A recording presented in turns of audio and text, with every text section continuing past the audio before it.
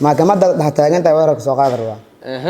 in aan bireeno anagoo bireynayna inaad dubno ujeedka mid ugu doomiyo inaad fahantaan waa ridaay ha u ridi waay nin adugu socda ahay goormee lagu xiray goormee lagu xukumay maxaan lagu xukumay shaki shabaab tuug shabaab haye goormee ahayd laba kun sideed tobankii bishii January ilaa sideed goormee xabsiga dhamaysatay 2020 bishii lixaad 26 yaa ku damintay والله ما حصلت هذا كل وقت بدر على سوري ninka markaa xiray xabsiga ka damintay magaciisa ما حصلت yaa ku soo diray inuu ku daminto عاسي ma taqaanid ninka ku daminto xabsiga ka saarmay أقول عليه شخصيا ما أقان yaa lacagta ka bixiyay oo siis عقد أنا هست xabsiga kuma jirin aad أنا عقد وجه العقد وألف كتاب طبعا yaa ku sii jiri yaa ku soo diray lacag dadka shaqadooda هنا يسدد العقد oo shabaab qolka tababar oo qolka dadka lagu dilaa iyo waxa asaal qaataan la tababaradaas maxay noo qasir waa ku faahfaahin karaa tababaraha aye tababaraha waxaa waaye sidoo kale maxkamadda dhex taagantahay weerarka soo qaadi rabaa waxaa waaye weerarkeedu waa weerar ku wajahan ku waracsan gaalada ma fahanti ayaa weerarku ayaan ku ahay ka socdaani see lagu bara marka see lagu baraa kaasad been bil amal ku sameeyay keen qori markaas ku sameeyay maya adiga marka meesha joogtay haye adiga xabad maridin maho xabad maridin waa ridaay ha u ridi waay nin adugu socda ahay maya meesha u socotay soo farsamo laga siimay waa laga siiha farsamada macnaha see naqanay inta adiga inta imaatid ma naqanaysid maho aad doorbin ma tagtay horta doorbin ma tageen hadda u socdaani adiga intee ka soo raacday arrintan yani waxa waaye waa ku biiray biiritaankan aan ku biiran shaqadaan ay soo horboodi bas maxay tahay shaqadaan ka qabarto marka shaqada waa shaqadii qamaasi in qamaasiga maxaa laga wadaa muxuu yahay muxuu qabtaa in qamaasi maxaa ka wadaa in qamaasi waa rag dagaalamayo sidoo kale guryaha ku dagaalamo aa lagu jeedaa in qamaasi ani sax in qamaasi waa ahay waxa waaye shaqadeena waa la soo gaaray waqtigaana bixilha waa la gaaray taas waa ku sahan yahay shaqadiisa waa la gaaray waana soo dhagaag sax runtiisa waay shaqadii waa la gaaray waa soo aad yaa kugu tashkiilay shabaab adiga أنا وفي تشكيل ولا haye روتانك أو قال باين أو بير باي mucaskarka ka tababarta magaciisa ما عمله halkuu ku yaal باي وقال degmadeed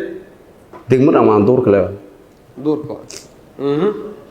maxaa lagu baray صل الله دجال ما عليه كوريا الله دجال ما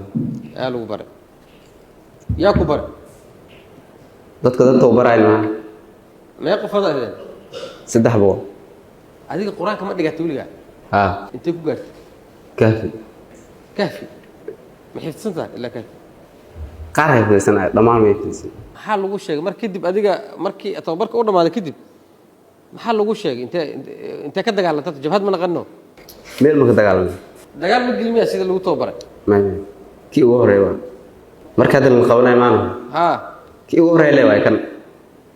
inta maxaa la idin soo diray marka shaqeeyka maasilma leh maasilmadu maxaa laga wadaa dhaxgal yaani maxaa dhexgeli ya hotel lagu dhex dagaalmay dad ku dhex dagaalmay dhax oo ka maasil lah ya see ku fahanteen adiga xamar hormo imaa tuliga may inta ku dhalatay waajid yaa ku sheegay inuu xamar hotel ku yaalay oo ku dagaalmayay ku sheegay waa ogaadana see ku gaartay qof ii sheegay markii ugu horreysay imaato ma xamar qof ii soo diray ay sheegay iskile ma lahan laakiin jihadku waa waajib qof walba muslim maanta iimaan sheegtay ay waajib ku yahay qof kasta iskilnaana ma jirto quraan ma dhigatay quraan nacam intee ku gaartay aslan waa garna ma akhri kartaa kitaab dil gudhiib kitaabka dil gudhiib ma akhri kartaa meel kastoo kamid ma akhri kartaa marka hadda xamar maxaa u imaatay xamar barasho leh u imaaday maxaa baranaysaa magaalada inaan kala barto kadib shaqa oo caadi nin walba shaqo leh ma shaqo miliidi waat maxay tahay shaqadaan ka qabarto marka shaqadeeda shaqadeeda nin askari oo la soo dirsan qof walba meel loo diraa ninka askariga أنا شغال صدر شقي أنا جودي جراولي اللي قدمه هذا اللي صدر محيط عمرك عندنا متقنا عندنا ياكو جي مركب هوتيلك إندينيس هوتيلك سيكوتك أوكي هوتيلك هذه معناها قف طبعا مجرى مو فيديو هذه ده قف كل جسم ميلته قاعد مجرى مو فيديو ده قف لي ما سيكوتك سيكو جي معنا هوتيلك والله يعني والله هذا أرتاح على كل حال قالوا جي لي عاد يفتحها 9 كلام حد مركز لي سوق وانا يمه نعم هوتيلك كلام مرة ما اللي دقي بس هالمرة اللي دقي أنا بقول حلقة أي دقي أنا لكن هو هذا كلام ياكو فيه وأنت فدي ماي saddexdooda iyagana waa isku birrabeen dad masaakiinana waa sii galaafar rabeen waxa cajiib ah mudug doomiye saddexdooda marka la qabanayo maxaa lagu qabto waxaa lagu qabtay intaanu bateriyaala maaskigaas midiyaashan waa 4 xabo 4 xababa waxaa watay ayaga wad ujeedka markaa weydiisay waxay ku leeyihiin waxaa wadana kaamirada soo bandhigi doonaa kulli waa taala maxkamadda waxaan rabnay marka aan qabanno qof hotel ku jiro wuxuu rabaa hotelka cunno ka soo doontay ama seexdo ama joog in aan bireeno anagoo bireynayna inaad dubno ujeedka mudug doomiye inaad fahantaan meeshaas waa meesha qawaarijta arxan darrada heerka ay gaarsiisan yahay xabad maahan waa mididaas oo qaarkood xataa af leen oo hadda aan ku tus doono oo sardardarmo leh dhagaxaana lagu jabshay waxaa loogu talagalay in qofka nafta loogu dhibo kaamirey wateen kaamiraasna lagu sii duubo ujeedka marka hotelka ay u galaayeen waa ujeedkaas iyo inay dadka birayaan waxaa mudug doomiye la yaab iyo cajiib ah marka hadda weydiiso wuxuu ku leeyahay inqimaasiya ahay iyo ku leeyahay wuu ku faanaya weli fikirkiya weli ka dhadhacsan nimankaas saddexda ah kaamirada waa tanaa mudug doomiye madaxa saasaa loogu xiranaa marka madaxa markaa saas ugu xirato mididii ay hadda wateen ay qof ku aadinayaan ayagoo ku biraynaya mididaas kaamiradan aynu ku duubay inay ku duubaan rabeen laakiin weli waxaa ka hortagay ciidanka amniga oo uga hortagay meel ka baxsan magaalada muqdisho waa eedeysanihii kaarka wata waay kaarkaanoo wata meesha maxamed umar waan laga dhahay aweys faarax nuuraa loo baxshay lambar 2 sawirkiisaa la saara meeshaan waa midka dhaxda ku jiro isku fiir mudug doomiye waa sawirkiis edhikaarka marka maxaa waay who is edhikaarka wasaaradda shaqada iyo arrimaha bulshada waa lagu been abuurtay wax ka jirma edhikaarkan laakiin qawaarijta ayaa samaysatay ciidamada amniga ay qabtaaba fahmo inuu edhikaar feegaya marka inuu feeg yahay tee ku ogaan waxaan booqannay guddiga shaqaalaha rayidka oo warqadan soo saaray waxay leeyihiin code numberka intaan ahayn inta kale waa feeg code numberkane waa qiyaas iska qiyaasteen waa qawaarijta waxaana ku qoran nin mas'uul sare ah oo waddanka wax badan u soo shaqeeyay oo ay rabeen inay shaatigiisa ceebeeyaan marka wasaaradda waxbarashada waayane meeshuu ka diiwaan gashan yahay ma aha wasaaradda shaqadii arrimaha bulshada